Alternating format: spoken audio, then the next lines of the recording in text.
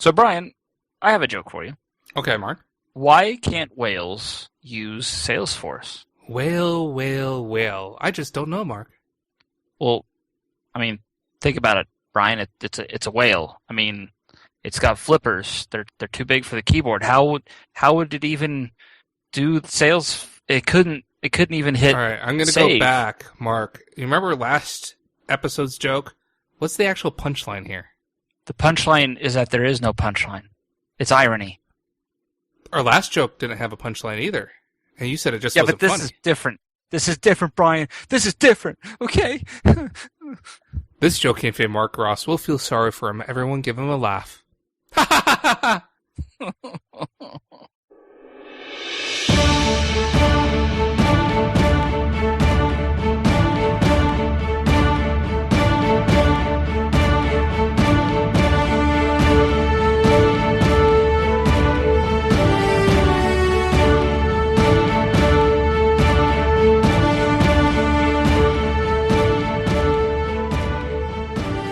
Hi, I'm Brian, the Salesforce Wizard. And I'm Mark, Salesforce Yoda. Welcome to the Wizard News WizardCast. This is a podcast on all things Salesforce, but more importantly, it's a podcast where we sound stupid. It's educational and entertainment. Edutainment it is. Mark, this is a very special episode for us. Let me guess. You're going to say it's the fourth episode that we've had without Parker Harris, even though this is only our fourth episode ever. Wrong, Mark. Everyone's sick of that joke, and Parker probably has never even heard of this podcast. It's special because this is our fourth episode. It's also May the 4th, otherwise known as Salesforce Platform Day. No, I think you mean it's Star Wars Day.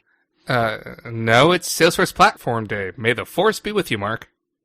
It's Star Wars. Mark, it is May the Force be with you. Get it? Force, fourth. Force.com, Salesforce platform. It's great. It's Star Wars Day. I'm Salesforce Yoda, Brian. It's Star Wars Day. I don't know what you're talking about, Mark, because I've seen the night sky. There are no stars warring out there. Brian, I will take my Yoda backpack, and I will do horrible, unspeakable things to you with it. It is Star Wars Day. If you really say so, Mark, it's Platform Day. I say so. Salesforce Platform Day. Can we move on? Fine. Are you pondering what I'm pondering? I think so, Brian, but last time I checked, Wookiees didn't like having their backs shaved. Yeah, they don't. They typically just rip their arms right off. Anyways, it's time for our Salesforce tip. So do you know what I hate? Your new diet? Yes, but I also hate coding exceptions in my validation rules because those exceptions change so frequently. They're difficult to read because especially if they're by user, using user IDs. It's just awful. That sounds like a pain in the butt, but I'm guessing you have a tip that'll help. That's right. Our tip today is all about using custom permissions to control your validation exceptions. And what do you mean by validation exception exactly? Are you talking about code? Everyone's familiar with validation rules. They're something that declarative admins can use to make sure that users fill in data appropriately. So that he can say, when you save this record, if a piece of data is missing a value or a pick list isn't set correctly, throw an error and give them a nice little message and say, hey, by the way, go down and fill this in. That's a validation rule. What an exception to a validation is those situations that arise when everyone in the organization follows that rule except certain people and sometimes under certain circumstances. So an example would be no one's able to edit a closed won opportunity unless you're in sales ops or you're a special sales manager. That's an example of an exception. What does custom permissions have to do with that? Well, a custom permission is something that you can create and then assign to a profile or permission set, which is then assigned to users.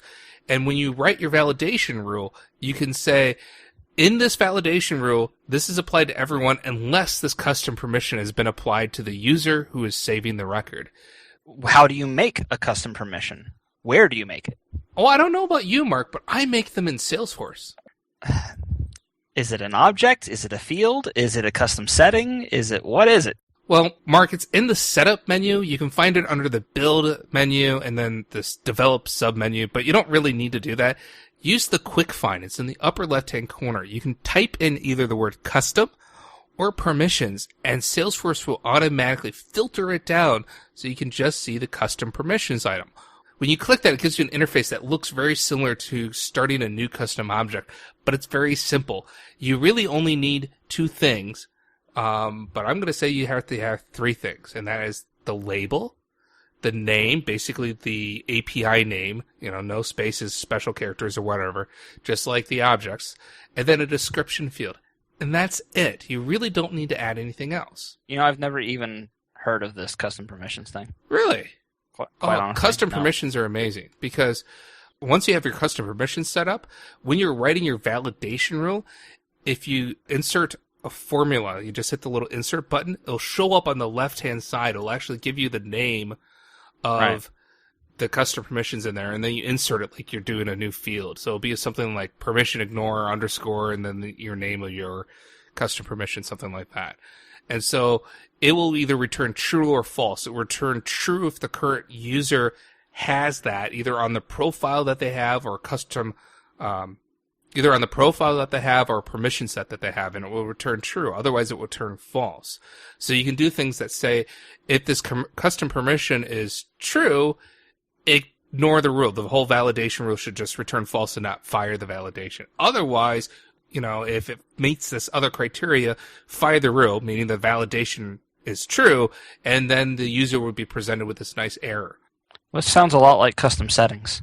It is very similar to custom settings. The difference with custom settings is that with a custom setting, you define a series of fields just like a custom object does, and then you have to add profiles or users to it.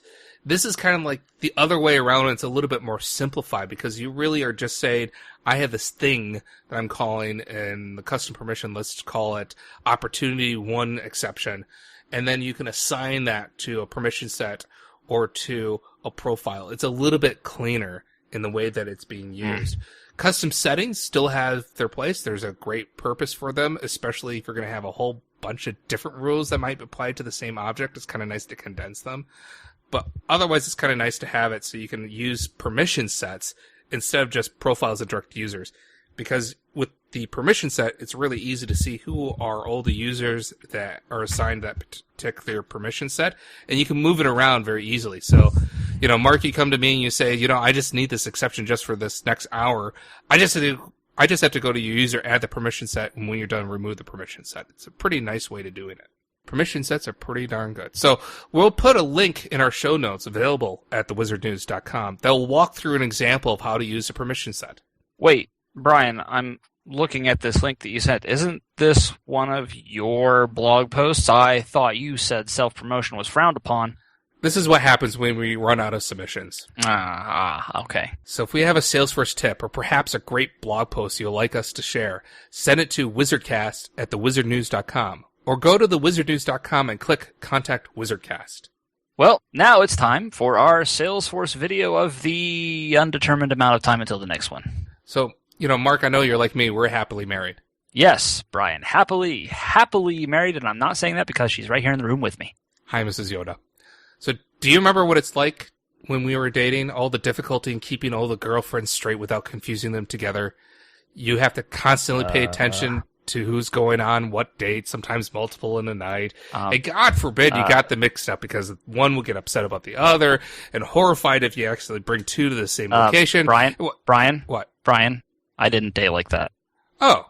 Well, me neither, actually. So, if you are living a more complicated dating life than Mark and I ever did, you may need a way to keep track of your girlfriends. Or boyfriends. That's right. This is an equal opportunity podcast. That's right. So, if you need that, why not do it with Salesforce? Our video is an oldie, but a goodie by Michael Farrington. Also known as Michael Force, the guy in the white jacket. This is our type of video, misogyny aside, full of great and terrible puns. It's packed full of clever lines like, make sure her contact record and your user record are not related. So learn how Michael uses lead and opportunities to track his love life. This is a really odd choice for a video considering we just did 2 episodes with Salesforce love songs. Brian, you do realize this video is a joke, right? It's not serious. Do we need permission from Michael to do this? It's publicly out on YouTube. Yeah, I guess we're just recommending it. Yeah. We would need to have permission to do snippets, that's for certain. So we'll put the link to the video in our show notes. You can see those, of course, at thewizardnews.com. So, Mark, what did we learn today? I learned that you are not a true Star Wars fan. And I learned that you can't take a joke. Yeah. Of course I'm a true Star Wars fan. The introduction wouldn't be funny if I actually knew what Salesforce was. I mean, I don't think it kind was of a funny anyway. Play on words a joke. Well, that's because you're too serious, Mark. I don't know what you're talking about. Yeah.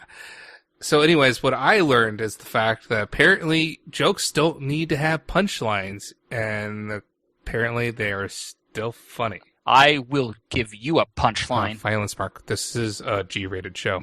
Oh, I will give you what for?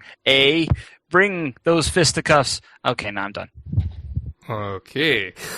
I also learned that apparently I have a strong difficulty knowing when a video by Michael Force is an actual joke. I could have sworn he did that. What was it you just said like 30 seconds ago about me not understanding taking a joke? What was that? Well, you're too serious.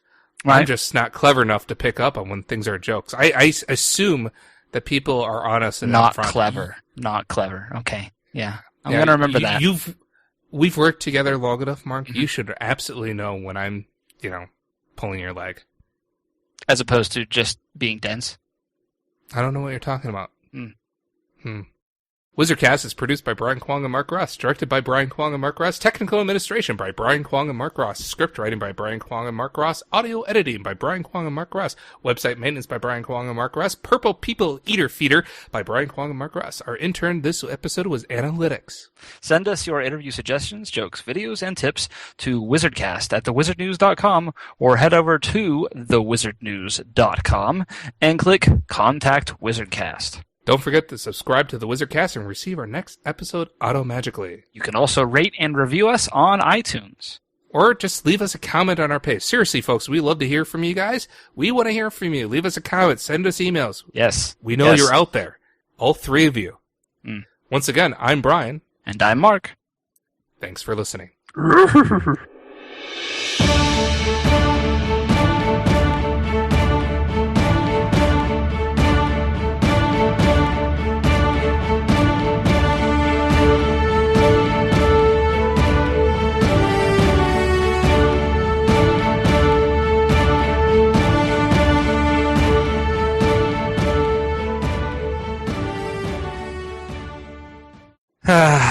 I think so, Brian. But last time I looked, Chookies? For the blooper reel.